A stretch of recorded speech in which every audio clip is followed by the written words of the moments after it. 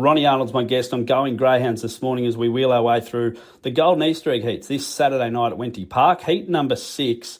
We've got a red-hot favourite, fresh off a big victory down there in the Shepparton Cup. It's Lakeview Emily, who just makes it all her own luck out on speed. $1.75, one of the shortest favourites for heat night, and probably one of the thinnest heats if you have a look on paper, Ronnie.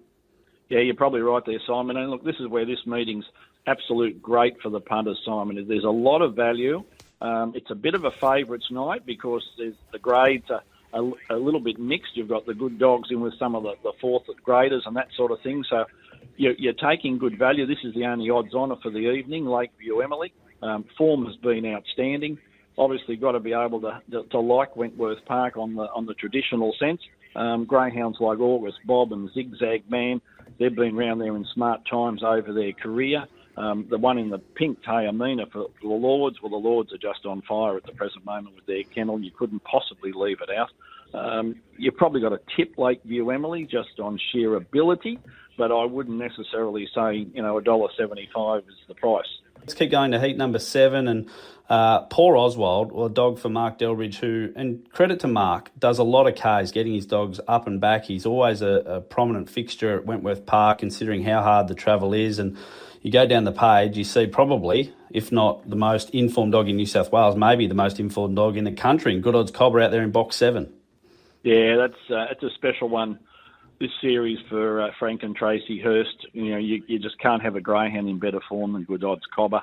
And I would imagine if there is a sentimental favourite, it's going to be that greyhound in the eyes of most of the locals. Poor Oswald obviously comes out of success earlier this year in the derbies, and Delbridge is, as you mentioned, just travels so wonderful. The big thing we've got to look out for this week, Simon, is the weather prediction.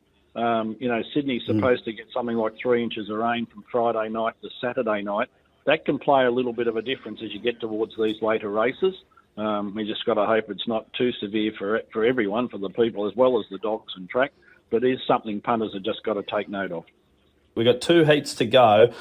Really intriguing runner in heat number 8 in the form of Big Energy, a dog that has done so much around the country, most of its best work down in Victoria, but now finds itself up here in the care of the best trainers in New South Wales, in Jody and Andy Lord, and has certainly blasted the clock in its last run at Wentworth Park, 29.39. What have you thought of Big Energy?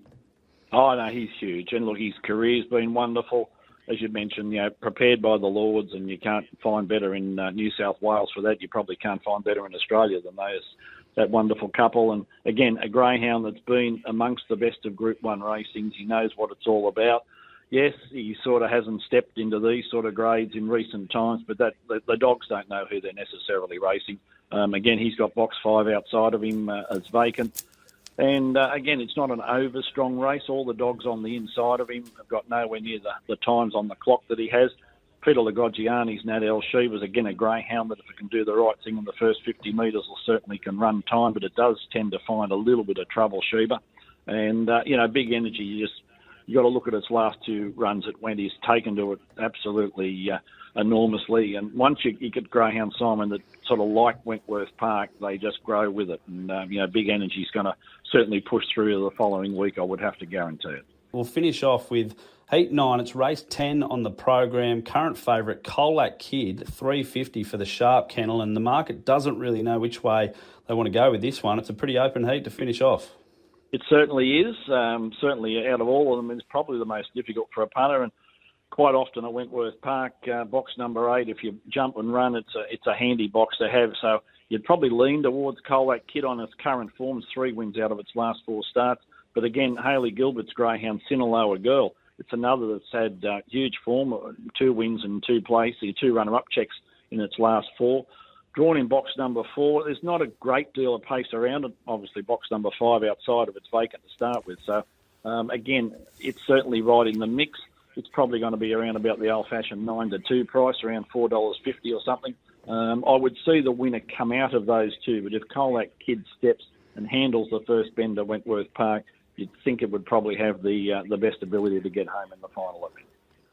I'll put you on the spot, Ronnie. If the punters were going to have one play Saturday night across the 9 wonderful heats of the $300,000 Golden Easter egg, who would you suggest they have a bet on, mate? I'm going to toss the coin and go for 2 of them. Kisses for Grand and Good Odds Cobber.